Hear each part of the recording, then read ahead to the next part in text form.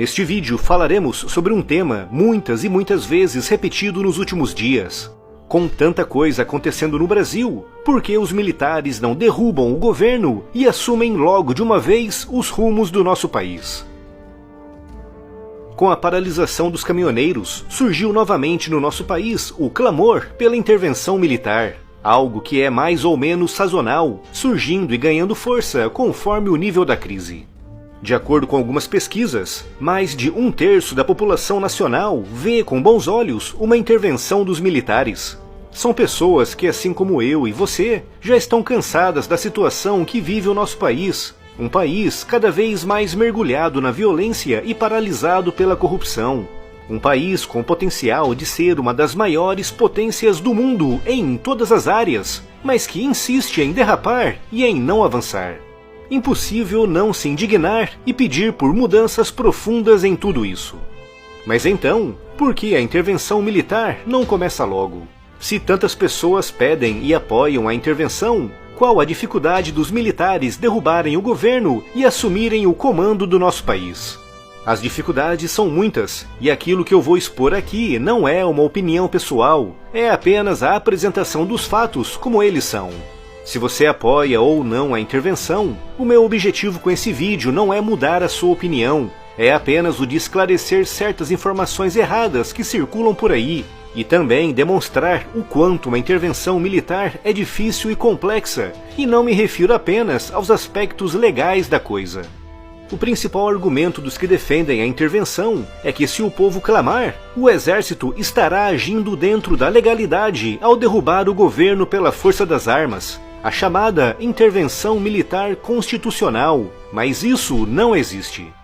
Há 2 textos na Constituição que são muito citados pelos intervencionistas, começando logo pelo parágrafo único do artigo 1º da Constituição, que diz que todo o poder emana do povo. No entanto, se lerem o parágrafo todo, verão que ele diz que sim, o poder emana do povo, mas que esse poder é exercido por meio de representantes eleitos. Ou seja, esse poder que emana do povo não é o de pedir a queda por meio de uma intervenção armada, mas sim o de mudar o governo através do voto e de novos representantes eleitos. O outro texto muito citado é o artigo 142, que diz que as Forças Armadas destinam-se à defesa da pátria, à garantia dos poderes constitucionais e da lei e da ordem. Mas também nesse artigo o texto é bem explícito quando diz que as Forças Armadas estão sob a autoridade do Presidente da República. Não há ressalvas e não há interpretações. O poder, de fato, emana do povo, mas esse poder, de acordo com a Constituição, deve emanar por meio do voto. E as Forças Armadas, de fato, existem para defender a pátria e garantir a lei e a ordem, mas, novamente, de acordo com a Constituição, estão subordinadas ao Presidente da República. Muitas pessoas vão dizer que a Constituição já foi violada muitas e muitas vezes por esses políticos ladrões, o que é realmente verdade. Mas se uma intervenção militar começar e não tiver sucesso, os militares que participaram nessa tentativa serão duramente e severamente punidos. E como diz claramente a lei, esses militares não poderão usar como argumento o clamor popular, já que as Forças Armadas são apenas instrumentos de ação nas mãos dos representantes do povo. Algumas pessoas dizem que as Forças Armadas traíram o povo e que não passam de paus mandados do governo. O que essas pessoas precisam entender é que, como referi, as Forças Armadas são apenas instrumentos de ação na mão dos representantes do povo, e não são entidades autônomas, já que todas as suas ações são iniciadas por esses representantes, façam eles parte de um governo de esquerda ou de direita.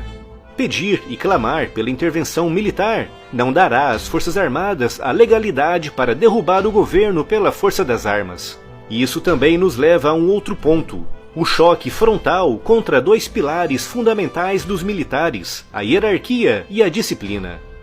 Para um militar, intervir e derrubar um governo é, além de ser um ato ilegal, independentemente do número de apoiantes, é também uma afronta à hierarquia e à disciplina militar. Quando você entrega uma arma carregada a um militar, você confia que ele não vai te dar um tiro na cara. Mas essa confiança não é cega. Essa confiança é baseada na hierarquia e na disciplina, e esses dois pilares serão os primeiros a serem derrubados em caso de intervenção militar. E isso em conjugação com as leis, algumas delas escritas pelos próprios militares quando estavam no poder, dificulta muito qualquer tentativa de intervenção militar.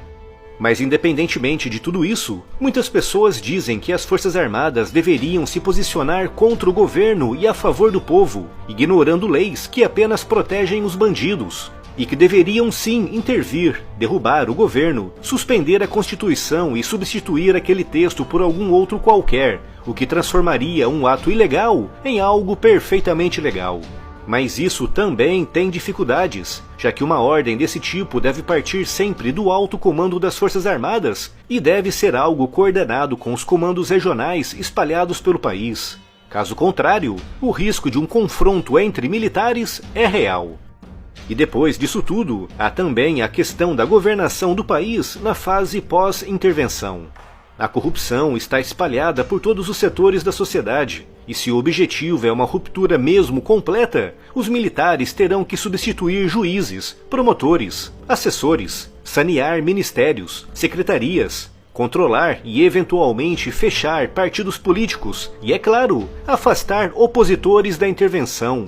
E também, para evitar propagandas de desestabilização, terão que inevitavelmente aplicar algum tipo de controle apertado sobre as comunicações, principalmente sobre as redes sociais. Convinha também ter uma noção de quanto tempo duraria essa intervenção, se seria apenas algo passageiro até as eleições de 2018, ou se seria algo prolongado como da última vez. E também como os militares evitariam que esses mesmos políticos corruptos, ou até mesmo uma nova geração de políticos corruptos, voltem ao poder após a intervenção. São temas muito delicados e sobre os quais a população, de modo geral, e como é óbvio, não terá muito como opinar, controlar ou acompanhar.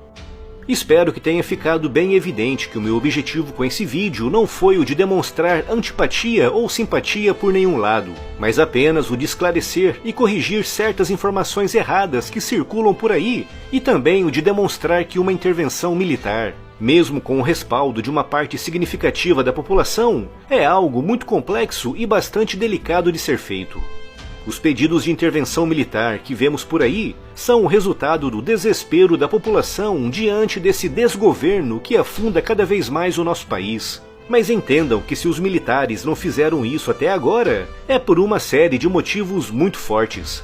Eles não são vendidos, não são paus mandados, são apenas militares. Muitos deles profundamente indignados e revoltados com a política, mas que no fundo são apenas militares.